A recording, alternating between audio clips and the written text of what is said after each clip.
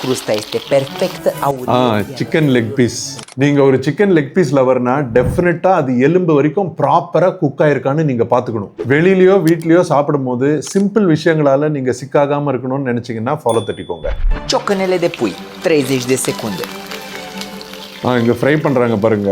30 செகண்ட்ல எல்லாம் சிக்கன் வந்து குக்கே ஆகாது. சால்மனெல்லா, ஈகோலை, கேம்பைலோபாக்டர்னு நிறைய இன்ஃபெக்ஷன்ஸ் வந்து இந்த மாதிரி குக் ஆகாத சிக்கன்ல இருக்கலாங்க. சால்மனெல்லா உங்களுக்கு ஸ்டமக் அப்செட் இல்ல கேஸ்ட்ரைட்டிஸ், டயரியா, வாமிட்டிங் அந்த மாதிரி விஷயங்கள்லாம் தான் ஜென்ரலா காஸ் பண்ணும். சிக்கன் சரியா குக் ஆகாம இருந்துச்சுன்னா சம்டைம்ஸ் ரொம்ப சிம்பிளான நோயும் காஸ் பண்ணலாம். நியூரலாஜிக்கல் ப்ராப்ளம்ஸ் இல்லைன்னா குல்லியன் பேரே சிண்ட்ரோம் மாதிரி பிரச்சனைங்க கூட அந்த கேம்பைலோபாக்டர் ஜெஜ்னை காஸ் பண்ணலாம். அது ஞாபகம் வச்சுக்கோங்க. Ciocănele de pui, 6 minute. Okay, 6 நிமிஷம்.